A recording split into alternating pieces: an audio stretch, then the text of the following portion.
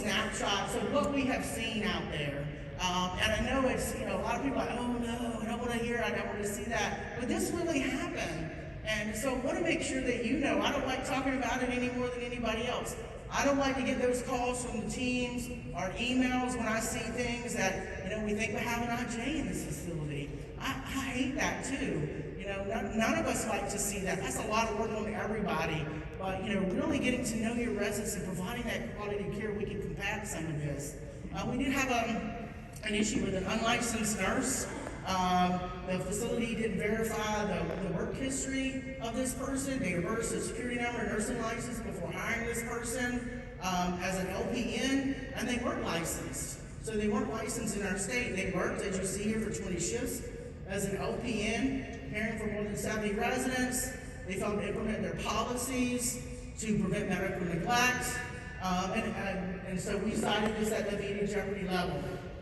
We've seen several cases of this over time, but we had this as one significant, and just this year that we wanted to share with you. I talked about the diet, and when we were talking yesterday to some of the new companies in Florida, we talked about some of the trends. And I've been sharing this with Debbie Franklin, our quality director here at FHCA, and some of the things we've seen some very serious cases of residents choking while eating their meals. So here's one. Just wanted to show you just a snapshot. Wrong diet, consistency. Person choked. Resident had a diet order for ground meat, and unfortunately, the resident was served a whole hamburger patty, and subsequently choking event, airway blockage. 11 days later, another resident was served a sandwich with whole slices of bread and dinner. The resident died order for a mechanically altered diet, which requires all bread to be pureed. So just a couple of examples, and we've had some very serious examples of actually residents dying related to their dietary. And if residents need assistance, even if it's just visual cues and monitoring, and they're eating in their rooms with the door shut, that's a problem. It may not be a problem today, but it might be a problem tomorrow, and that problem tomorrow might result in immediate jeopardy. So make sure that you're paying attention to your residents. This goes to that supervision of those residents that need assistance that are dependent with ADLs. And now I think this is my last one. Falls with serious injuries. And as you see here, I know that we talked about sometimes you don't have just one tag, you have multiple tags. Resident, physically impaired resident, dependent on staff for care and service, required that two-person assist.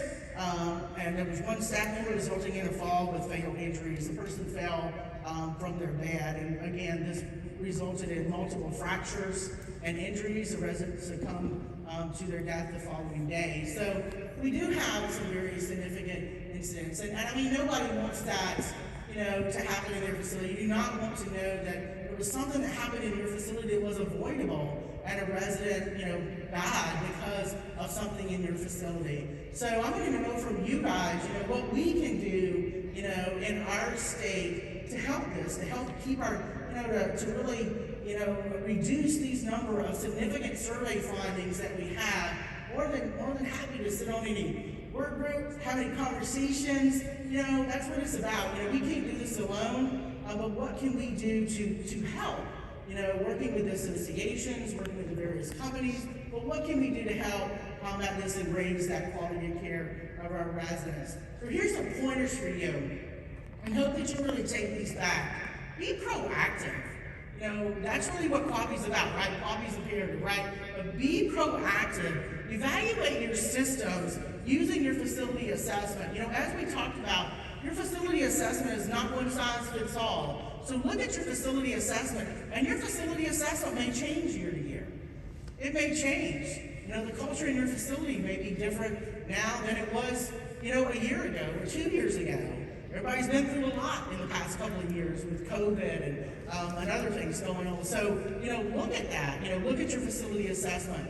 Adequate and competent nursing staffing, we know that's key. We know that's very key. That's why it was so exciting to hear that, really a lot of buildings getting agency staff out of their buildings. And QAPI is imperative. That is so critical, to what you do. And I'm surprised it took the Division of Nursing Homes out of CMS so many years to put quality requirements in our nursing homes. This has been a foundation, a fundamental requirement in hospitals for years. Even in our ESRDs for years, these quality requirements have been in place, using that data-driven approach to really be proactive. Focus on your high-risk areas. Everybody in here, you're hearing me talk.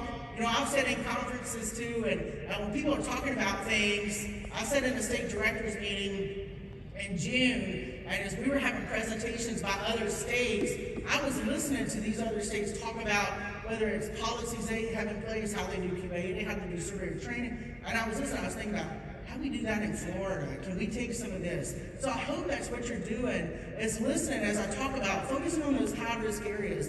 What are some high-risk areas you have in your facility? Do you have trach residents? Are you a facility that has taken in residents that are diagnosed with Candida auris? Those are some of your high-risk areas. Maybe residents who are, have diagnosis of diabetes. We know that's a big issue. High volume or problem-prone areas for improvement.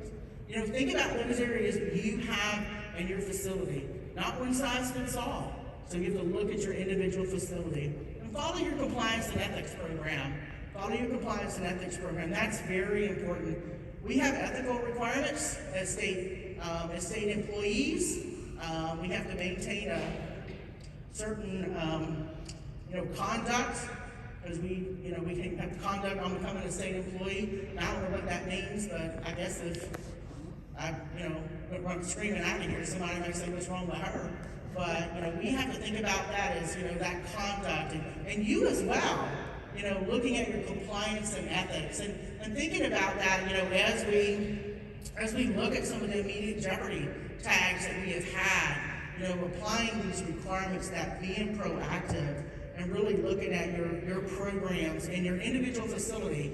I know a lot of you have, larger corporations, and some of your corporations also have facilities outside of the state of Florida. That's great, but look at your policies specific to your facility.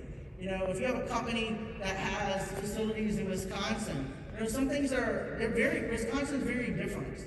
Their environment's very different. So think about that. No one size fits all, but look at those high-risk, high-prone areas that you have, and really thinking about your compliance and ethics program. CMS is really focused on the compliance and ethics, and I'm sure more will come over time with the requirements for those.